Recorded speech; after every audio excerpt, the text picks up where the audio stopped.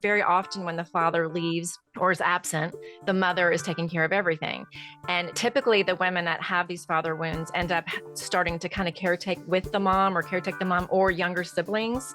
And so her emotional wounding gets kind of stuffed underground and it's not dealt with because, of course, at that time, nobody was really doing that. So you learned how to kind of stuff the wounding. And then what happens is, you play out usually the top negative coping mechanism was isolation. The number two coping mechanism was promiscuity. This is episode number 577 with Dr. Karin Luise. We're going to be talking about how being a fatherless daughter impacts your relationships. The father wound is something we have not discussed on this podcast, and I'm super excited to bring Dr. Karin to the show because she has expertise in this. She's written a book on it, and she's got a lot of great wisdom to share. Hi, everybody. I'm Sandy Weiner. Welcome back to Last First Date Radio, where we believe it is never too late to go on your last first date. And to support you on your journey to lasting love, I've written 2 books. The first one is Becoming a Woman of Value, How to Thrive in Life and Love. And this book is filled with 30 chapters. Each chapter has a tip on how to increase your core value, how to learn how to show up, stand up, and speak up in your life. So whether you're single or in a relationship, each chapter will help you to grow as a person. There are exercises and stories and even podcast interviews in there. So that's my first book. And the second book was just released Valentine's Day of 2023. It's called Choice Points in Dating. And this book is to empower women to make healthier decisions in their love lives. I have found that so many people think they're not a choice, or they don't even know where their choices come from. They don't know when to stay, when to go, what's a green flag, what's a red flag, how do you connect? There's so many things that we really don't know because we're not taught. Dating is a skill set, and this book is really a how-to guide on how to make better decisions. So you can find them both on Amazon for Kindle or paperback. And I share a tip every week on how to become a woman of value. This week's tip is don't make assumptions. So many people just jump to conclusions about other people they're dating, people they're in relationship with. I mean, I have all my kids in my house this week, and so many assumptions. You did this because of this, and that's why I'm so angry at you, but you never asked and you weren't curious. So curiosity is really the cure to assumptions. And so I encourage you this week to just take a pause, get curious, and ask questions before you jump to conclusions, because we're often wrong. Our assumptions are based on our past experiences, our history. And so don't make assumptions.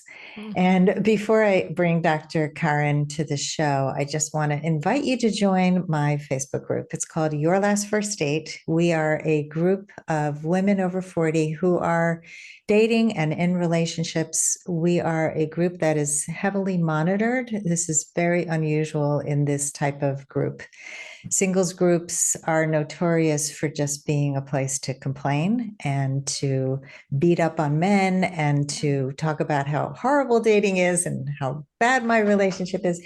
But there aren't people guiding you to really grow from these experiences. And that's what we do in my group. So join us at Your Last First Date. And now for my guest. Dr. Karin Luise is an award-winning author, speaker. She's a master life coach, a soul guide, and a course creator. She has a PhD in counseling and education. She blends 20 years of practice and research with her spiritual gifts as a medium, an intuitive, and channel to guide people through mind-blowing transformations. She's obsessed with helping people release the programming of their past, remember who they are, and tap into the power and purpose that they're here to enjoy in all levels of their lives while having the time of their lives. Don't we all want that? Yes. So welcome to the show. Thank you so much, Sandy. I'm so excited to be here. I love that tip. And I pass that on to so many of my clients. I mean, I feel like every day I say, because it's one of the 4 agreements. Don't take things personally and don't make assumptions. And I can't even, I probably repeat that 5 times a day, if not in my own head, right? Because we do, especially in dating. I mean, we assume because we've already got a story written, and then it's just like a trickle down effect of, negativity and assumptions and taking things personally when they probably had nothing to do with you. So, Yeah, perf- they're very tied in together. yeah. And yeah, that reactivity that happens when you make an Mm, assumption, then take it personally, and then right. make up that story. It's like, oh, you hate me. Hmm. Obviously, you're going to leave me because you haven't texted me in 3 hours. I mean, Yeah. it's Yeah. just like take a pause. Yeah. Talk to us about the father wound. I know you wrote a book about this. So tell us a little bit about the book, why you wrote it, your background. I mean, give us some background story. Yeah, I'll give you some juice on this. Yeah, so this book is the Fatherless Daughter Project, and I wrote it with a friend, a colleague of mine, Dina Babel, and it's about understanding your loss and reclaiming your life. And it's also in audio. It's also in German. It's about to be published in Chinese. And this book, I came on as the expert, the PhD in the project, and had I've had three dads, and that's the reason my last name is Louise right now. Actually, I ended up dropping because I also have been divorced twice. I'm just going to throw it all out there right here in the beginning. So there's been a lot of father wounding playing out in my life, and I moved my middle name Louise up to my last name once actually when this book came out because I didn't want any other name on the book. I wanted it just to be just purely me.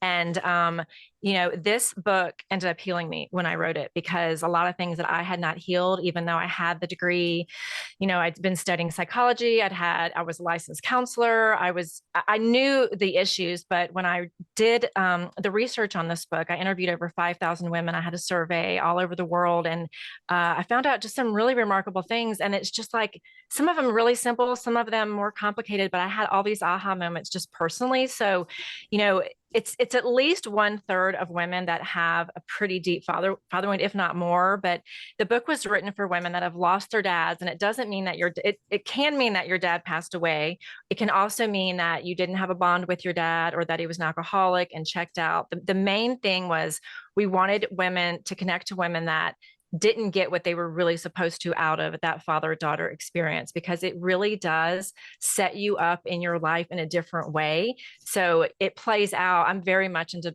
developmental psychology. I love seeing how things play out in each stage of life, and and that includes having kids and going through the loss of a parent, and I mean all the things that happen, right? And so these deep wounds really get triggered. So what I wanted to know was, how did it play out in your life? And women would experience kind of the after effects differently depending on if the father had passed away versus if he left by choice. I've specifically had one dad give me up for adoption to a stepdad, and then a stepdad that was highly abusive, who then left our family for my mom's friend, and we're estranged now, but he like raised me for 25 years. And then my mom is now married to a wonderful man. But it did a number on me personally. And I saw this come up for a lot of women because what happens is we tend to recreate what we know. So the one of the biggest things that we found, and I'll just go ahead and share this because it sparks a lot of great conversation, is that what typically happens for women that have a father wound is that it's not dealt with at the time, right? Specifically, like when we were young, like people didn't go to counseling. I mean, I'm 52, and in the 70s, and I mean, nobody, that's just not what we did, right? I mean, it wasn't as available as it is now. And so, we did the best that we could, but the wound was not dealt with. Nobody really understood so much like we do now, grief and, emotional, all the stuff and all the loss. And so now what happens then is very often when the father leaves or is absent, the mother is taking care of everything. And typically, the women that have these father wounds end up starting to kind of caretake with the mom or caretake the mom or younger siblings. And so her emotional wounding gets kind of stuffed underground and it's not dealt with because, of course, at that time, nobody was really doing that. So you learned how to kind of stuff the wounding. And then what happens is, you play out usually the top negative coping mechanism was isolation. The number two coping mechanism was promiscuity. And so, or total avoidance of intimacy. So typically there's a lot of isolating. There's a lot of feeling very alone because your friends that have their dads in their lives, like you're watching something play out that you just are not familiar with.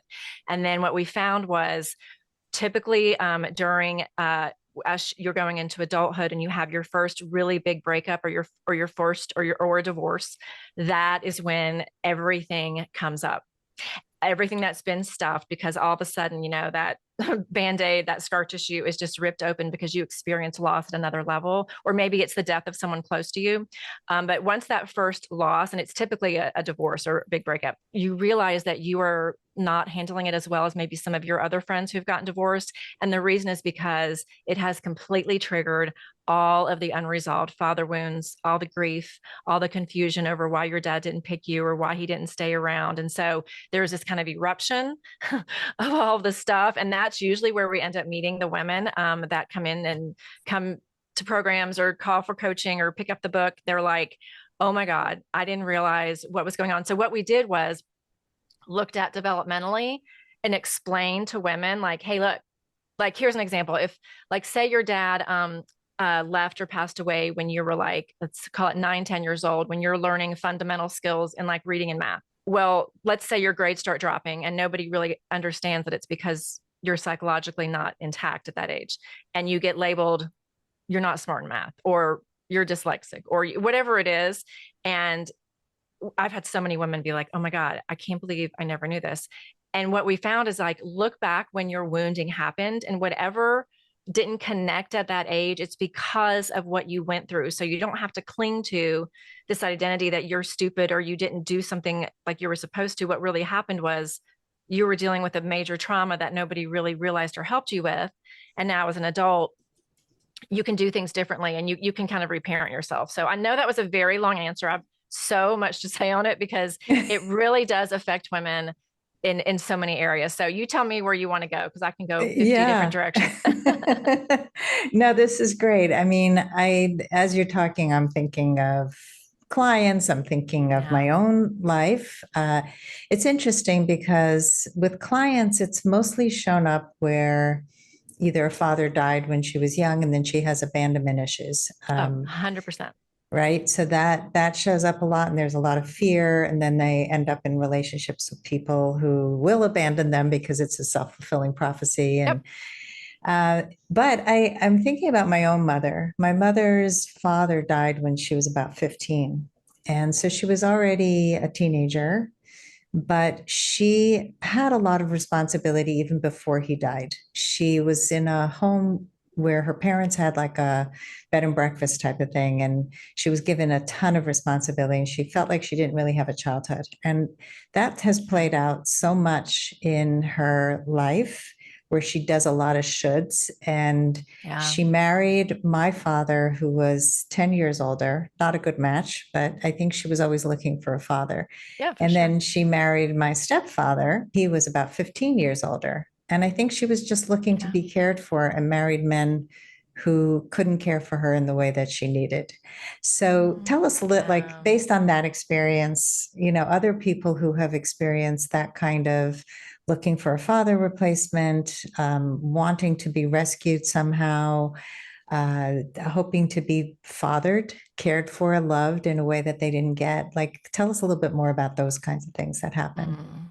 I love those aha moments you were having about our moms, and that a lot of what kind of gets unpacked in the book and with my clients too is like reflecting back, because like when you become a mom, then you're also thinking about what your mom did. And my mom had a father wound too. Like she never met her real father. It was during the war. And then she was raised with a stepfather that was abusive. And anyway, and so all those aha moments, but we do tend to look for people that we think are going to fill a void. I mean, that's not rocket science, right? And so I think that there is that desire for the security, the stability, because something that a father, when he is there and present and doing things that a father really has the opportunity to fulfill, they represent security, they represent safety, and they teach the daughter to have more self-confidence. They teach you to be like competitive. They teach you all this stuff. And when that's not there, you learn how to do what you have the opportunity to do it yourself. So a lot of these women end up becoming kind of, they're pretty tough and they usually are pretty successful. But like you're saying, there's all this wounding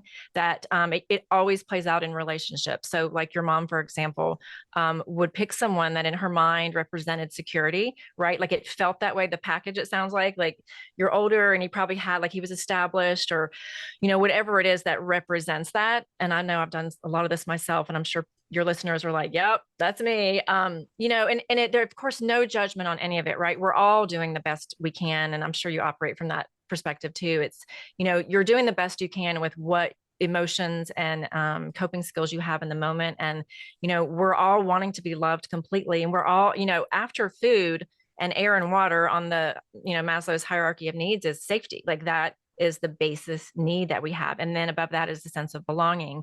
And so, when you grow up and you don't have, because I was the same way, you don't have that sense of safety and you don't have like that grounding. If you meet someone later in life and you're looking for your partner, I'm big into energy. So I do believe in law of attraction. And you kind of have this, you called it a self-fulfilling prophecy, however you want to look at it. Whether it's energy or you're self-fulfilling, you will attract somebody into your life that seems to fill what you're just going to reach for that kind of guy. And so, but like you were saying, what probably played out for your mom was, sometimes there's an illusion in that. Like we think they're going to, yeah, fill every bucket or whatever we think it's going to be. And I mean, look, everyone has a part of, there's an illusion to every relationship that, they all take work. But eventually, if you find out that that doesn't, fill your buckets the way that you really needed, then the relationship sometimes can't survive. But I mean, I see it, and it plays out a lot. I bet a lot of your audience can relate to the narcissistic thing. That has become like an epidemic. I have a lot of clients where like the father was a narcissist, my stepdad was. And I think 2/3 of the women that I work with have this challenge in their life. They grew up with a narcissistic father and he was not emotionally present. He was controlling or whatever was going on. A lot of infidelity experiences when they were growing up. So again, like you called it self-fulfilling, you'll tend to attract, unless you've done your work and you're highly aware, which most women, when they're going for husband number one, I hate to say that because I love when marriages last forever and ever, but it's like, they will attract a narcissist and, you can't tell that at first. Like you would never say, oh, let me look for a narcissist because, they're usually highly charming and, they tell you they love bomb you and, you think you're getting filled, but if you've been used to an abusive background where you've been controlled, manipulated, gaslit, all those things, once those behaviors start coming in, it feels like home and your body's very used to that dynamic. And, that's what you learned love was, if that was part of your father wound, and you will tend to play it out again. And what I've learned with women who've done that, and I've done it a couple of times myself, the growth lesson is always in self-love. Like your book, The High Value, remind me the name of your book, Becoming a High Value Woman. Becoming a Woman of Value. Close. Woman of Value. That is the growth point, that the possible, I hate to say lesson because I don't think we're ever being punished, but it is a lesson. The way out of that pattern of behavior is you weren't loved the way that you were supposed to be loved growing up, that the possibility like is gone. So we then, reparenting is a big thing now, but it's that self-love. And this is what I work on constantly with myself and with my clients. You've got to learn how to find that from within, because no man is going to totally fulfill that, because that wound is super deep. And, when it gets triggered, I call it like the vertical trigger, like, whoa, it hits deep and it's a very deep well of emotions. And so that self-love work is super important to heal you. And then your magnetism will change. And then you'll start attracting people that match. You kind of got to become that whole person. And then you'll tend to attract somebody else that is also a whole person. But it takes work.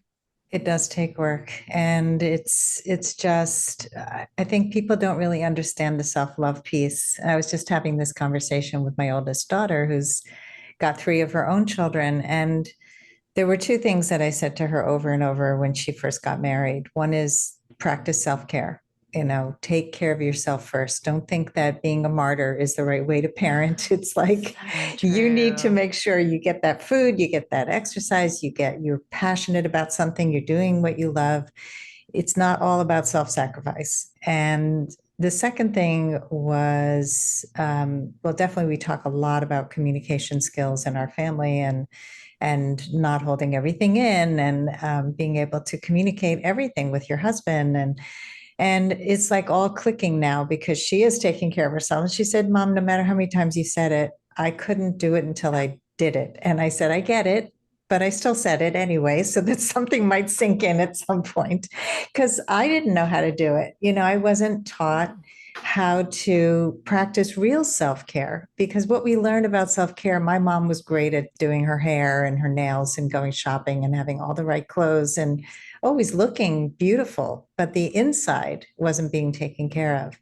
And to me, the inside is that's where it's at. I mean, obviously to you as well, because we are in this profession for a reason. Let's take a quick break to hear from our sponsors. This episode is brought to you by Amazon Music Unlimited.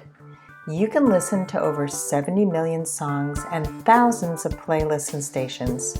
Plus, you can now stream your favorite podcasts like Last First Date Radio.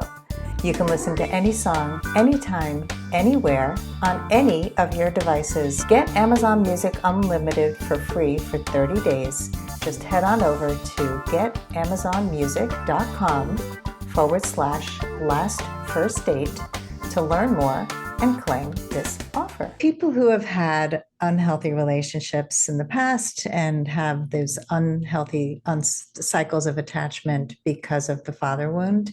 You talked a little bit about some of the healing. So you mentioned self-love. You mentioned we have to find it within.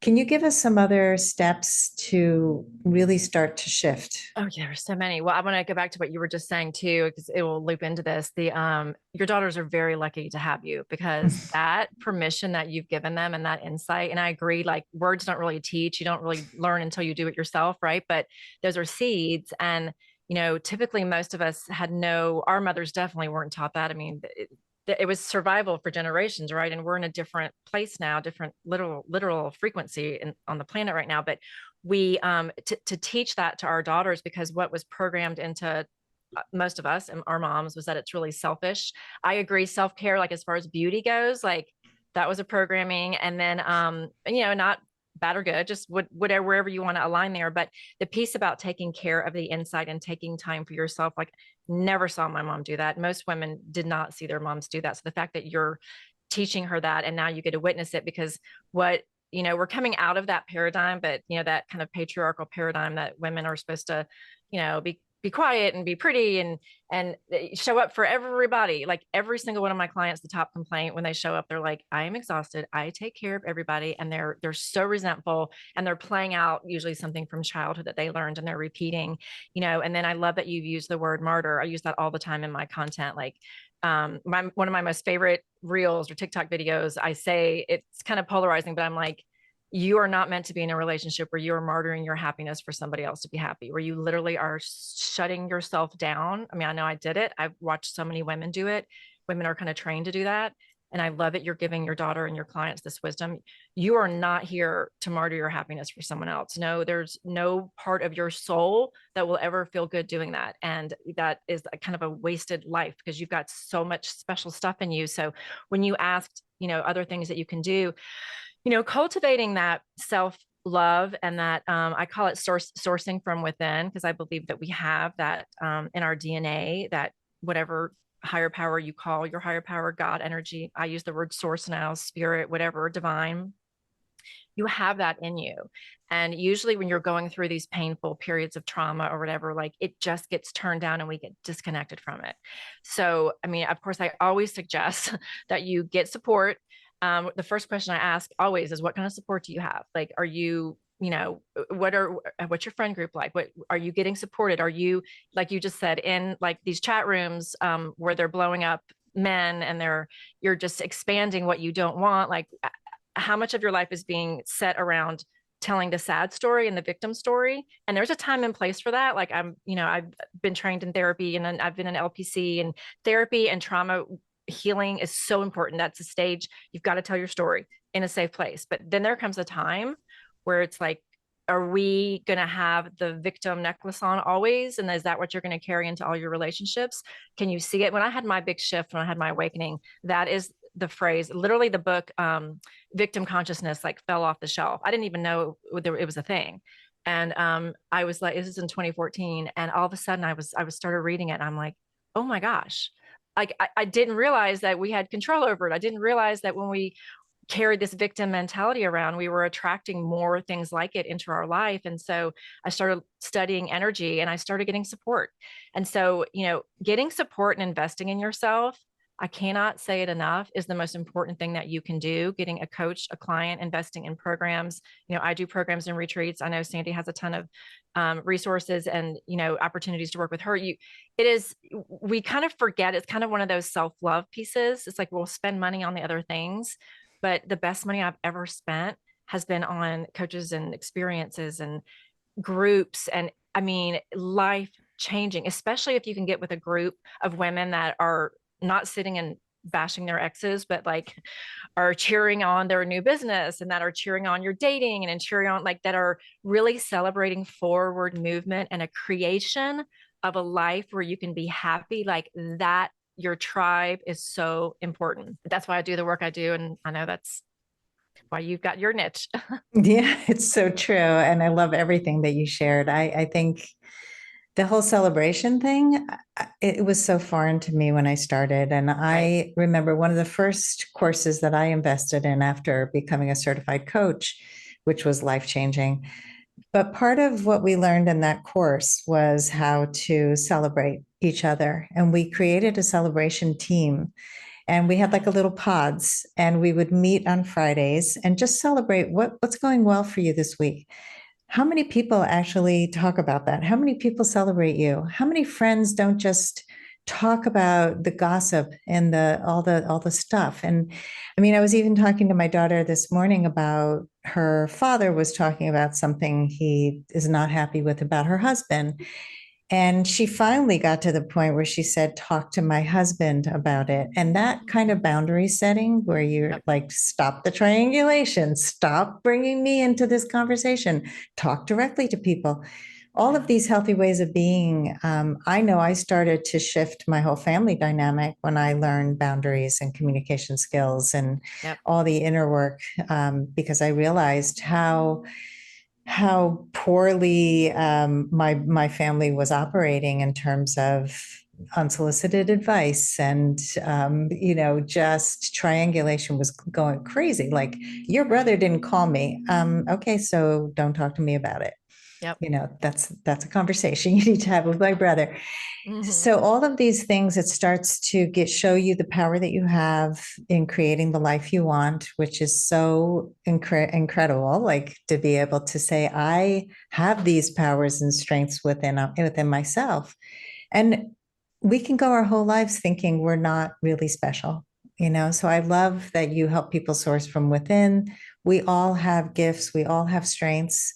We're often taught to override them in favor of supporting somebody else. Hmm. Yeah, we are, and I love it. You clung to celebrate. My coach, that's the first thing she says when we get on calls. What can we celebrate right now? And Mm-hmm. we're taught, the imprint that we have is that when you're talking about yourself or you're sharing it, like the first thing that we think of is, this is, I'm bragging. And we're taught to do the opposite. Men don't do this. We cut ourselves down. We don't show up bragging about our abilities. We undervalue ourselves.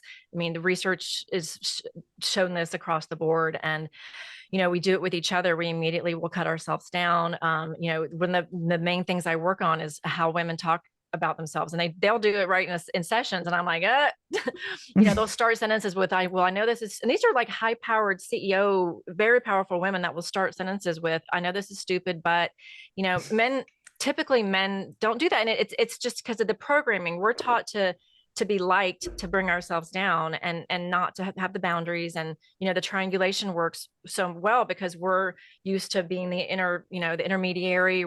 I'll take care of it, let me go talk to them and solve your problems for you. Oh, I'll carry that, let me hold all the world. I mean, we hold all of it. And we're not meant to do that, because when you're an I kid you not, I feel like it's 90% of women. We hold so much. And what happens is, in your life is, you will break down physically. You cannot be your best self. And it's hard. I mean, I have 3 kids, 3 teenagers myself. And, I will tell them, like, this is space for me. If I go on a trip, and of course they get mad, they want to go, or they don't want me going with my girlfriends or whatever. And I'm like, I'm going to come back a much better version of me. And like when I divorced their dad, um, I repeated that to them over and over again. You're going to get such a better version of me.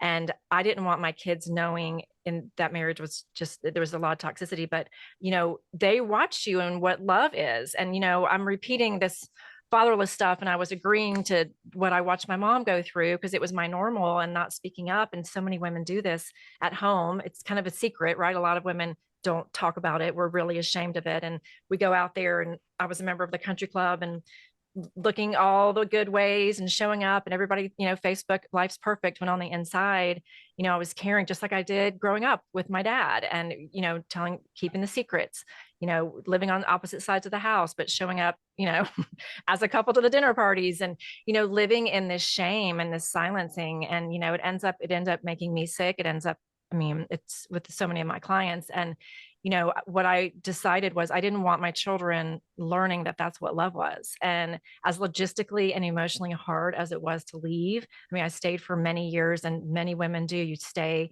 because you're trying so hard, because nobody wants to get divorced. You don't want that. You want your best first date to last forever, right? Like you want it to be your last first date. You don't want to go back in the dating pool. You're like, ugh. But for us to be fully who we are, and for me specifically to be my authentic self, and to show my children like who you can be in your fullness, I could not stay, in a situation where I was completely compressed.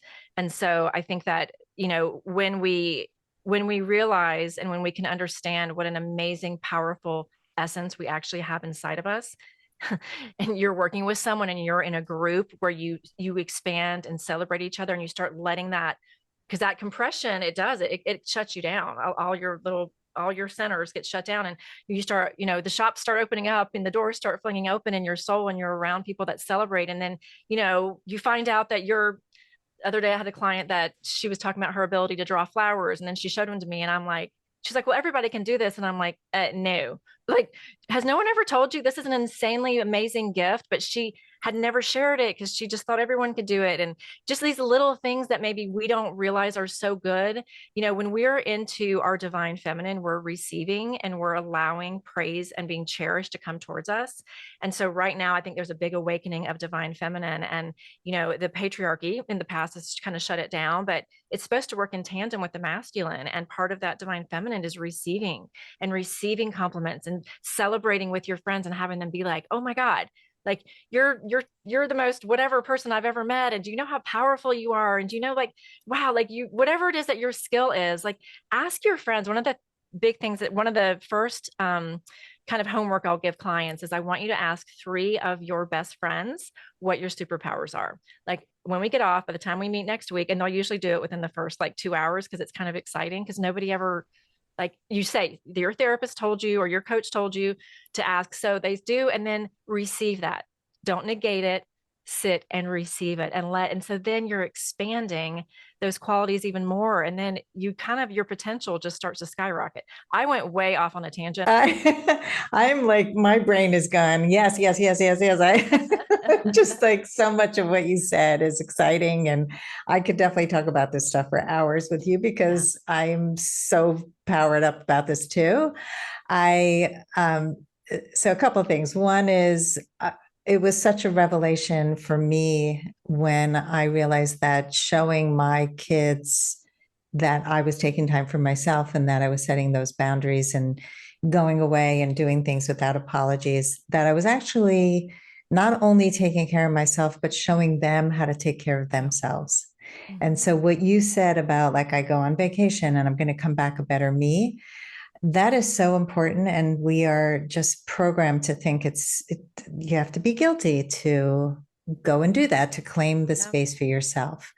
I think that is such an important lesson. I also was thinking of the Anais Nin quote, and then the day came when the risk to remain tight in the bud was more painful than the risk it took to blossom.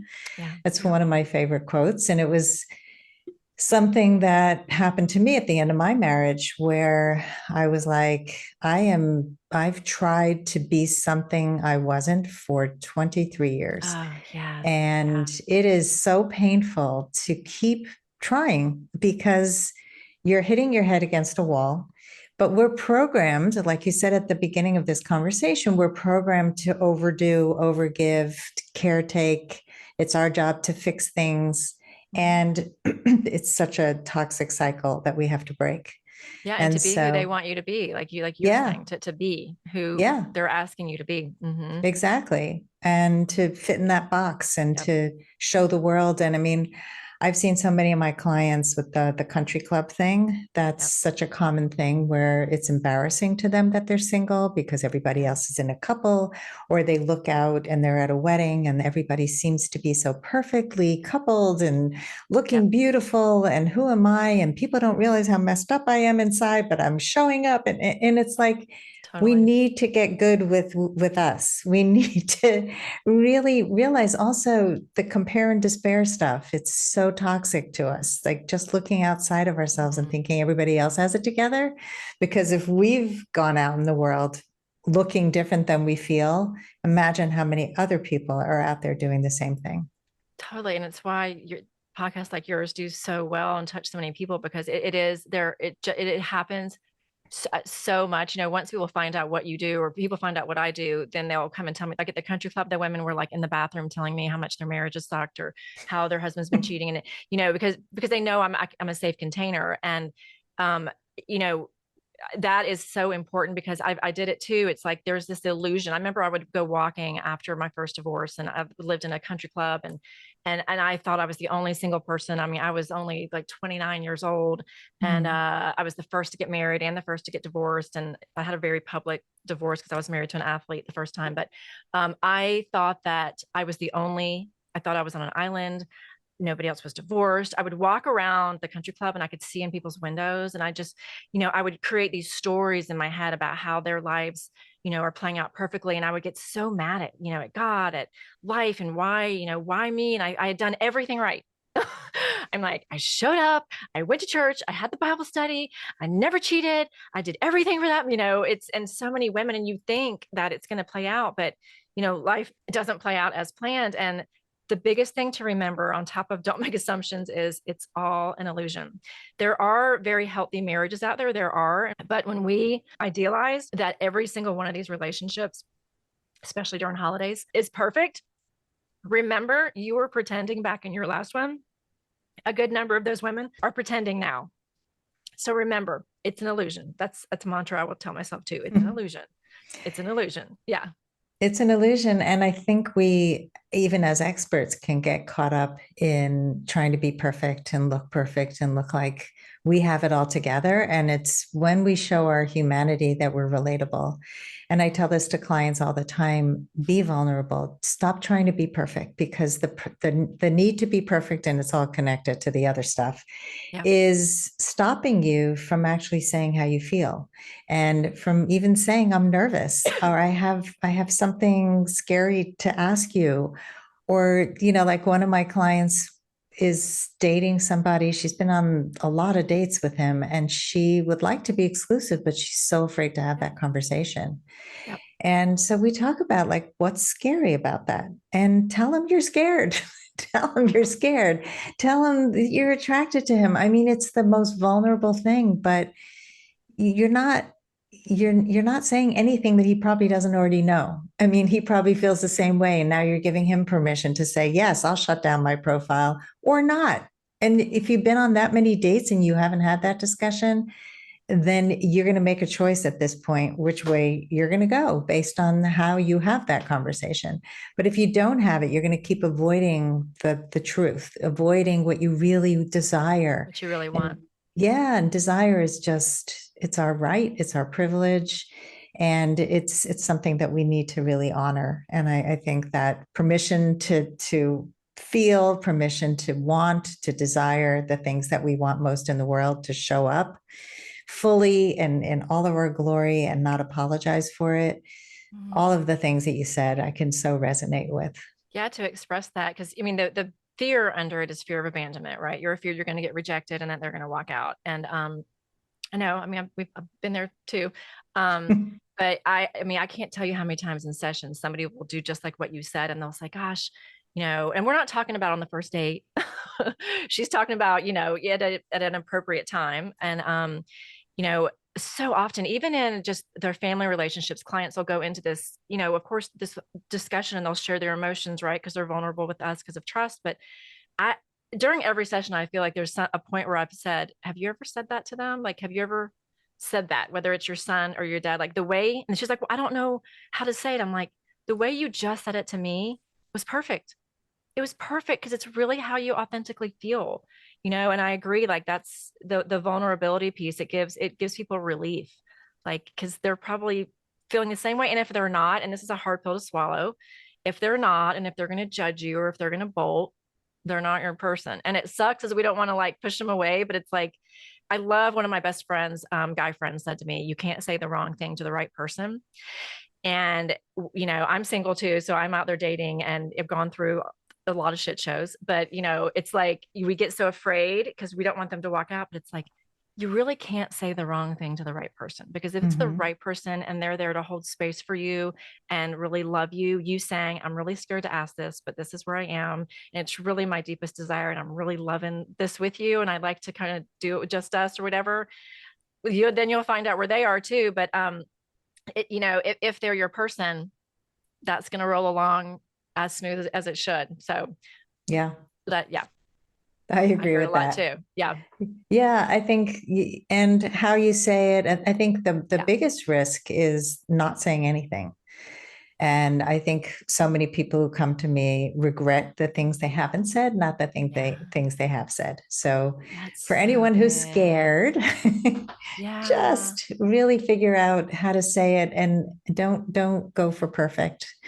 Which Yeah, because if brings me, not, oh, I'm sorry, because if not, real quick, you're carrying resentment around. And that's what it is, like resentment because the other person's not matching your desire. And resentment sits down, it affects, it ends up turning into anger. It affects your kidneys and Mhm. your liver, and it's poison in your body. I mean, it will actually make you sick. So Yeah. if the longer you're going without speaking up, the longer you're just carrying, yeah, some unnecessary negative energy in your body. And so, yeah, I agree. I love that. People will regret more what they didn't say than what they did say. Yeah. I love that. Yeah. Thank you. So finally, Karin, I'm going to ask you the question I ask everyone, which is, what are your final words of advice for anyone who wants to go on their last first date? Understanding how valuable you are and powerful you actually are around the direction of your life, and knowing that when you go on dates, you have the permission to have a say so. You have the permission to ask for what you need. You don't want to repeat the same relationship where you didn't get asked for what you need and you got taken advantage of and all those things. So if you want to find someone that is a match to what you are, really think about what you want and be that. If you want authenticity and you want someone to show up in a real way, in a different way, be that from the beginning and stop hiding behind all those fears and being afraid, because the more you're hiding behind the fears and doing them, repeating the same thing, the more you're going to continue to attract the exact same thing. So you have a powerful soul within you. You have so many attributes and so many things, and don't be afraid to let yourself shine some and talk about what's really fabulous about your life, and pay attention when you pay attention to how stuck you are to your victim story. I'm going to end on that. Pay attention to how much, because I did it for a long time and I kept attracting people that also had the victim story as like their main reel. Pay attention to how much, especially if you're doing it on a first date, like see where you are in your readiness, and see like when the appropriate time to share all those stories, and just make sure that you're not, especially if you have this father wound and that's why you're listening today, um, just pay attention to where you are with that, and know that that work is for you to do on your own. Nobody's going to do it for you, but you are meant to move past the victim story and create a life that is so full of love. So I want that for each and everybody. I love that message. I remember when I transformed my victim story into, first of all, I didn't even need to share it anymore, but telling your story in layers is so Yeah. important. And I think I've talked about it on the podcast. I definitely talk to clients about this, but we have like layer one, layer two, layer three of your story. Yeah. So let's say layer one is somebody asks you, why did you get divorced? Well, we really tried to work it out, but it unfortunately didn't work. And I'm really looking forward to finding love again. Love it. Okay. Layer two, well, he was emotionally abusive. Yeah. I didn't realize, how to speak up, whatever. layer 3, you go into more detail because you really know each other, you've built trust. But I used to lead with, I was abused, I was this, I was that. And I realized, first of all, we all have a part in these stories. We allowed this to happen, not because we wanted to, but because we didn't know any differently. I agree. And when you share your victim story, it doesn't make you look good. And I've been on the receiving end where men just start bashing the ex-wife, and it makes me turned off completely right away. And I'm sure anybody listening has also experienced something similar where, somebody's sharing all the things somebody did to them. It just leaves you powerless and doesn't show what you've learned from your experience. And to me, who you've become is so much more important than what you experienced. So well said. 100% agree. And I did the same thing. I didn't even realize I was doing it. I thought that's what you were supposed to do until that's why I'm saying, be really aware, just pay attention. Don't judge yourself. Don't pile any guilt on top of yourself. Just be like, wow, that last first date I had, or the other first date I had last week was, wow, I did start talking about the abuse or the stealing or the infidelity immediately. Like, okay. So next, it takes practice. It takes practice. That's why getting support and getting coaching or joining a group, like that's why that is so important, because the more you practice, the more it'll become more natural. And the deal is then you become more of that new and improved version of yourself, which is actually the real you, without attaching and making that your identity, because you don't want to keep recreating that and attracting it. And I agree. Yeah. I agree. When you realize when a guy does that to you and you're like, oh, wow, now I realize what I'm making people feel like. Because the first thing I think about when a guy does that with me is, oh God, what's he going to say about me? If we break up, and does he think all of his exes are crazy? Red flag. Anyway. Right. Yeah. Well, obviously we could talk for hours, but we do have to come to an end. So you have a free gift. It's called the Soul Inventory, and it's at soulinventory.com. And it is a 12-point quiz that I just released, and it's showing you kind of where you are on your soul's journey, looking at 12 areas of your life. It'll give you some great aha moments. It takes 3 minutes, soulinventory.com, and that's a totally free quiz. Okay, great. That sounds really awesome. Give us your website link, and I will link to your Instagram in the show notes. Perfect. So my website is drkarin.com, and you have to spell it out, DOCTORKARIN. My first name is German. It's not Karen, it's Karin. So drkarin.com, and all my handles are Dr. Karin on Instagram and Facebook. And and I've got programs and retreats, and I do pretty high level, high touch coaching with people. And my favorite thing is in-person events. So keep tuned in if you want to be around a bunch of high vibe women who are co-creating the next best version of them and want to up-level their lives. I've got a lot of those coming down the chute. So I would love to meet some of your listeners. I so enjoyed this conversation. We both are, kind of on the same path and working through father wounds and helping others to be the best version of themselves. It's just beautiful work. And I really appreciate the wonderful things you're doing in the world. Thank you so much. Yeah, it was a joy. I know as you were saying things, I'm like, me too. And I think a lot of people listening probably had the same feeling. So thank you for opening this space for us to have the conversation. I'm very grateful. Thanks everybody for listening today. If you love our show, please give us a high rating on Apple Podcasts. And as always, here's to your last first date.